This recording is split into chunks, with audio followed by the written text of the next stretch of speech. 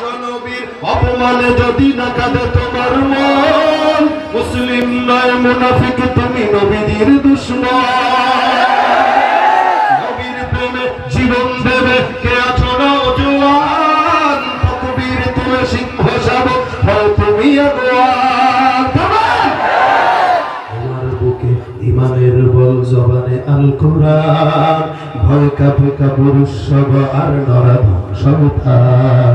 জীবনের চেয়ে বুকে আছে বেশি নবীজির সম্মান, কেমনে তুমি থাকবে বসে হলে তার অপমান। তুমি সাচ্চা মুসলমান, ইমান তোমার ধন, নবীর প্রেমে জাগ্রত তুমি নির্ভীক পালোয়ান। সাচ্চা মুসলমান, ইমান তোমার ধন, নবীর প্রেমে জাগ্রত তুমি নির্ভীক পালোয়ান। শ্রেষ্ঠ নবীর ব্যঙ্গ করে পাপিষ্ঠ আর বদনসিব, আমরা তাদের ঘৃণা জানাই ধিকে ধিকে ধিকে শতধিক। জাতিসংঘের কাজ কি তবে দর্শক হয়ে থাকবে চুপ, সাম্প্রদায়িক সম্প্রীতি আজ যাচ্ছে ভেঙে পাচ্ছে লোক। আজকে যারা কুলাঙ্গারের পক্ষপাতী করছে সব, তোমরা কেন ছাড় পাবে না, সত্য ধরা পড়বেছি। বয়কট হবে, ধিক্কৃত হবে, বিশ্ব জুড়ে নিন্দা কুড়াবে। জাগলে মুসলমান, জাগলে মুসলমান, তুমি সাচ্চা মুসলমান, ইমান তোমার ধন, নবীর প্রেমে জাগ্রত তুমি নির্ভীক পালোয়ান। ঠিক না? বিশ্বের জন্য সর্বসময় তৈরি আছি না না? এই পর্যন্ত, এখন পর্যন্ত যারাই আমার রাসূলের আদর্শকে মিটিয়ে দিতে চাবে, কিয়ামত পর্যন্ত তারা মিটে যাবে মুহাম্মদুর রাসূলুল্লাহ আখলাক থেকে যাবে। ঠিক কি না? যেমন নাকি মুসা পয়গম্বরকে আল্লাহ পাক বলেন, ইয়া মুসা লা তাখাফ। রব্বুল আলামিন বলেন মুসা, এখানে পয়গম্বর মুসার নাম ধরে উল্লেখ করেছেন আল্লাহ পাক। রব্বুল আলামিন ইয়াহইয়া পয়গম্বরকে নাম ধরে বলেন, ইয়া ইয়াহইয়া খুযিল কিতাবা বিকুওয়া। এই জায়গায় ইয়াহইয়া পয়গম্বরকে রব্বুল আলামিন নাম ধরে রেখেছেন। ওই জায়গায় ইব্রাহিমকে ডাকতে বলেন, ইয়া ইব্রাহিম ক্বাদ সাদ্দাকতা রুইয়া। জাকারিয়া পয়গম্বরকে বলেন, ইয়া জাকারিয়া ইন্না নুবাশশিরুকা বিগুলাম। জাকারিয়া পয়গম্বরকে রব্বুল আলামিন নাম ধরে ডাকেন। সমস্ত পয়গম্বরদেরকে রব্বুল আলামিন ইসমাঈল বলেন, ইব্রাহিম বলেন, দানিয়েল বলেন, জাকারিয়া বলেন, ইয়াহইয়া বলেন, ইউসুফ বলেন, ইয়াকুব বলেন, ইয়াসা বলেন, যুলকিফ বলেন, সমস্ত পয়গম্বরকে যখন রব্বুল আলামিন ডেকেছেন নাম ধরে ধরে ডেকেছেন। কিন্তু সারা কোরআনের ভিতরে সূরা ফাতিহা থেকে নিয়ে নাস পর্যন্ত এমন কোনো জায়গা নাই যেই জায়গায় রব্বুল আলামিন কোনদিন আপনার আমার পয়গম্বরকে নাম ধরে ডেকেছেন, একজনও দেখাতে পারবে না। রব্বুল আলামিন বলেন, নাবিয়ামা কানা মুহাম্মাদুন আবা আহাদিন মির রিজালিকুম ওয়ালাকিন রাসূলুল্লাহ ওয়া খাতামান নবিয়্যিন। মুহাম্মদ তোমাদের কোন পুরুষের পিতা নয়। আল্লাহ পাক রব্বুল আলামিন বলেন, মুহাম্মদের পরিচয় আমি রব্বুল আলামিন দিয়ে দিলাম। মুহাম্মদ কোন পুরুষের পিতা নয়। মুহাম্মদের পরিচয় কি? ওয়ালাকিন রাসূলুল্লাহ, আমি আল্লাহ পাক রব্বুল আলামিন পয়গম্বরকে রাসূল হিসেবে দুনিয়ার জমিনে প্রেরণ করলাম। ওয়া খাতামুন নবিয়্যিন, আমি আল্লাহ পাক রব্বুল আলামিন পয়গম্বরের আরেক পরিচয় দিলাম। পয়গম্বরের আরেক পরিচয় হলো এই দুনিয়ার জিন্দেগিতে শেষ পয়গম্বর হিসেবে আমি আল্লাহ পাক রব্বুল আলামিন রাসূলকে পাঠাইলাম। অসংখ্য নবীদেরকে আমি আল্লাহ পাক রব্বুল আলামিন দুনিয়াতে প্রেরণ করলাম। নবুয়তের একটা দেয়াল, এই দেয়ালের ভিতরে সমস্ত ইটগুলো বসে গেল, একটা মাত্র ইট বাকি। ওই ইটটাকে মুহাম্মদুর রাসূলুল্লাহকে দুনিয়ার জমিনে আগমনের মাধ্যমে ওই নবুয়তের দেয়ালটাকে আমি রব্বুল আলামিন পরিপূর্ণ করে দিলাম। এই কিয়ামত পর্যন্ত দুনিয়ার জমিনে আর কোনো নবী আসা সম্ভব নয়। যতই কাদিয়ানীর বাচ্চারা নবী দাবি করুক, নবী হবে না কাফের। বলেন কাদিয়ানীরা কি?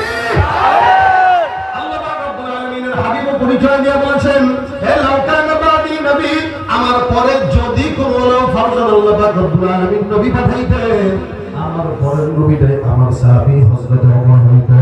তার মানে বোঝা গেল নবী আর আসবে না। যদি আসতো কে? আল্লাহ পাক রব্বুল আলামিন রাসূলের নাম করেছেন নবী বলে, রাসূল বলে, কখনো কখনো বলেন রব্বুল আলামিন মুহাম্মদুর রাসূলুল্লাহ ওয়াল্লাযীনা মাআহু আশিদ্দাউ আলাল কুফার। আল্লাহ পাক রব্বুল আলামিন যেখানে পয়গম্বরের নাম উল্লেখ করেছেন ওই জায়গাটায় পয়গম্বরের শব্দ পরিচয়টাও আল্লাহ পাক দিয়েছিল। কখনো কখনো মুহাম্মাদুর রাসূলুল্লাহ সাল্লাল্লাহু আলাইহি ওয়াসাল্লাম বিছানার ভিতরে চাদর মুড়ি দিয়ে শুয়ে আছেন। আল্লাহ পাক রব্বুল আলামিনের ব্যাপারটা বড় পছন্দ হয়ে গেল। আল্লাহ পাক বলেন ইয়া আইয়ুহাল মুযাম্মিল, কখনো কখনো বলেন ইয়া আইয়ুহাল মুদাথ্থির, কখনো কখনো বলেন তাহা মা আনজালনা আলাইকাল কুরআনা লিতাশকা, কখনো কখনো বলেন ইয়াসিন ওয়াল কুরআনিল হাকীম। অর্থাৎ মুহাব্বতের নবী যার কারণে রব্বুল আলামিন যখন যেভাবে মন চাইলেন আপন করে সেভাবেই পয়গম্বরের নাম উল্লেখ করেছে। আল্লাহ পাক রব্বুল আলামিন বলেন পয়গম্বর যদি পাগল হইতো আমি আল্লাহ পাক রব্বুল আলামিন পয়গম্বরকে এত নিয়ামত দিতাম না। এই মুসলমান নবীর উম্মতেরা আল্লাহ পাক রব্বুল আলামিনের রাসূলকে যারা পাগল বলে তাদের দাঁত ভাঙা জবাব দেওয়ার জন্য আল্লাহ পাক বলেন নুন ওয়াল কলামি ওয়া মা ইয়াসতুরুন। সারা দুনিয়া সৃষ্টি হওয়ার হাদিস শরীফে রাসূল করিম সাল্লাল্লাহু আলাইহি ওয়াসাল্লাম বলেন ইন্না আউওয়ালা মা খালাকাল্লাহুল কলামা সুম্মা ক্বালা লাহু উকতুব ফাজরা ফি তিলকা সাআতি কাইনুন ইলা ইয়াউমিল কিয়ামাহ। আসমানটাও তখন সৃষ্টি হয় নাই, জমিনটাও তখন সৃষ্টি হয় নাই। আসমান জমিন সারা দুনিয়া সৃষ্টি হওয়ার 50,000 বছর আগে আল্লাহ রাসূল বলেন আল্লাহ পাক রব্বুল আলামিন সর্বপ্রথম একটা কলম সৃষ্টি করেছেন।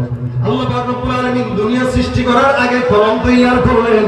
ওই কলমকে রব্বুল আলামিন অনুমতি দিলেন, আদেশ করলেন কলম লিখো। আল্লাহ পাক রব্বুল আলামিন কলমকে আদেশ করে বলেন কিয়ামত পর্যন্ত যা কিছু ঘটবে আমি রব্বুল আলামিন আদেশ করলাম কলম তুমি আমি আল্লাহর আদেশে সব লিখে দাও। আজকে মাহফিল হবে, আমি আসবো, আপনারা আসবেন। এই সব কিছু দুনিয়া সৃষ্টি হওয়ার 50,000 বছর আগে লিখেছেন কে? সব লেখা হয়ে গেল। আল্লাহ পাক রব্বুল আলামিন সব লিখলেন। লেখার পরে বলেন কলম তোমার সিংহর লাগায় দিলাম, কিয়ামত পর্যন্ত এই কলম আর কোনো কিছু লিখতে পারবে না। যা তকদিরের লেখা তা লেখা হয়ে গেল। অর্থাৎ কোনো তকদির কেউ কমাইতেও পারবে না, কেউ বাড়াইতেও পারবে না। আল্লাহ পাক এই জন্য বলেন ওয়াল কলামি ওয়া মা ইয়াসতুরুন। কলমের কসম, কলম যা যা লিখলো তার কসম। অর্থাৎ কলম আসমানের কথা লিখলো আসমানের কসম, জমিনের কথা লিখলো জমিনের কসম, পাহাড়ের কথা লিখলো পাহাড়ের কসম, সমুদ্রের কথা লিখলো সমুদ্রের কসম। সারা দুনিয়ার কসম খান।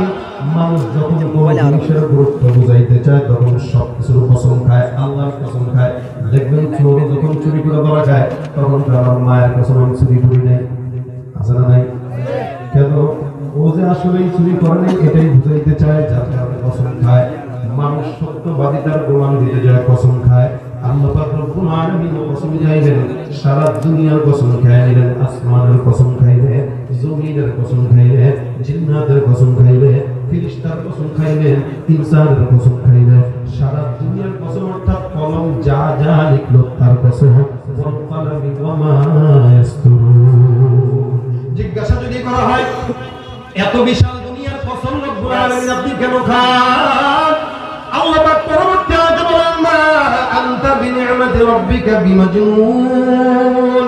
আমি রব্বুল আলামিন পয়গম্বরকে নিয়ামত দান করলাম, নিয়ামতের বরকতে তুমি তোমার আমার নিয়ামতের বরকতে তুমি তোমার রবের নিয়ামতের বরকতে। আল্লাহ পাক রব্বুল আলামিন রাসূলকে এই কথা বলে আল্লাহর হাবিব সাল্লাল্লাহু আলাইহি ওয়াসাল্লামকে বলে হে পয়গম্বর আপনি আপনার রবের দয়ার বরকতে কোনদিন পাগল না। যারা আপনাকে পাগল বলে তারাই দুনিয়ার জমিনে সবচেয়ে বড় পাগল। সবচেয়ে বড় কি পাগল? আল্লাহ পাক রব্বুল আলামিন এই কথাটুকু বলার জন্য কসম খাইলেন। এরপর রব্বুল আলামিন বলে হে পয়গম্বর আমি রব্বুল আলামিন তোমাকে বললাম তুমি পাগল না। পাগল যদি হইতা আমি রব্বুল আলামিন এত নিয়ামত তোমাকে দিতাম না। এই জন্য আল্লাহ পাক পরবর্তী আয়াতে বলেন ওয়া ইন্না লাকা লাআজরান গায়রা মামনুন। নিরবিচ্ছিন্ন নিয়ামত, নিরবিচ্ছিন্ন প্রতিদান আমি রব্বুল আলামিন আপনার মতো নবীকে দান করলাম। এরকম নিয়ামত অন্য কোন নবীকে আমি আল্লাহ পাক আগে দেই নাই। এমন নিয়ামত অন্য কোন পয়গম্বরকে আগে দেওয়া হয় নাই। আপনাকে সবচেয়ে বড় নিয়ামত দেওয়া হয়েছে একমাত্র আল কোরআন। সুবহানাল্লাহ। আল্লাহ পাক রব্বুল আলামিন রাসূলকে বলেন এই পাগল যদি হইতো এত নিয়ামত দেওয়া হইতো না। কেমন নিয়ামত জানেন নাকি? দুধমা হালিমাতুস সাদিয়া এবং আমিনা আল্লাহ নবী মুহাম্মদ রাসূলুল্লাহ যখন রাসূল করিম সাল্লাল্লাহু আলাইহি ওয়াসাল্লাম মায়ের গর্ভে আমিনা বলে অন্য মানুষেরাও মা হয়, তাদের মা হওয়া আমার মা হওয়ার ভিতরে তফাৎ আসমান আর জমিন। অন্য মারা যখন পেটের ভিতরে গর্ভের ভিতরে সন্তান সন্তান গ্রহণ করে তখন বমি বমি ভাব লাগে, স্বামীদের গাও বন্ধ লাগে, সবকিছু খারাপ লাগে, ব্যথা হয়, লাফিয়ে দেয়। কিন্তু এই শিশু মুহাম্মদ আমার পেটে যতদিন ছিল আমি বুঝতেও পারিনি আমার পেটে সন্তান আছে। এটা হলো আল্লাহ পয়গম্বরের সবচেয়ে বড় মুজিজা। এগুলো একটা একটা করে মুজিজা আল্লাহ পাক রব্বুল আলামিন পেটের থেকেই প্রমাণ করে দিলেন। হে মুসলমান, আমিনা ডাক দিয়া বলেন শুধু তাই নয়, মুহাম্মদ যখন দুনিয়ার জমিনে বংশ হয়, এই মুহাম্মদ দুনিয়ার জমিনে কেমনে আসে? আপনি আমি দুনিয়ার জমিনে নাপাক অবস্থায় ভূমিষ্ঠ হই। আল্লাহ রাসূল সাল্লাল্লাহু আলাইহি ওয়াসাল্লাম আল্লাহ পাক রব্বুল আলামিন দুনিয়ার জমিনে ভূমিষ্ঠ করেছেন পবিত্র অবস্থায়। শুধু তাই নয়, যখন মায়ের গর্ভ থেকে সন্তান মুহাম্মদ দুনিয়ার জমিনে নামে আল্লাহর দিকে কিবলামুখী অবস্থায় সিজদারত অবস্থায় দুনিয়ার জমিনে ভূমিষ্ঠ হয়। বলেন তো দেখি সাধারণ কোনো মানুষ হলে তুমি নিয়ামত পাইতো কিনা? আজরে গানে গেল আল্লাহ পাক রব্বুল আলামিন বলে আপনি পাগল হইলে এত নিয়ামত দান করতাম না। আবু তালেব পয়গম্বর মুহাম্মদ রাসূলুল্লাহকে গল্প শোনায়, ভাতিজা তুমি যে মুহাম্মদ কিছু একটা হবা, কিছু একটা হবা, এটা তো ছোটবেলায় বুঝছি। কেমনে বুঝছেন? দেখবেন সন্তান যখন মায়ের পেটে থাকে, সন্তান মায়ের পেটে থাকা অবস্থায় মারা অনেক কিছু বুঝে। বের হওয়ার পরে সন্তানের আদব চরিত্র আখলাক দেখার পরে মা বলে আমার সন্তান মনে হয় কিছু একটা হবে। যেটা হয় ওটা ছোটবেলায় এটা নূর চমকায়, আর যেটা হয় না এটা ছোটবেলা থেকেই ভাবেন না। ঠিক নেই? রাসূল করিম সাল্লাল্লাহু আলাইহি ওয়াসাল্লাম নবী হবে, কিছু একটা হবে, এটা ছোটবেলা থেকেই প্রকাশ হয়ে যায়। আর রব্বুল আলামিন শুধু তাই নয়, আল্লাহ পাক সমস্ত কিছুর পরিচয় আগে বহন করে দিয়েছেন।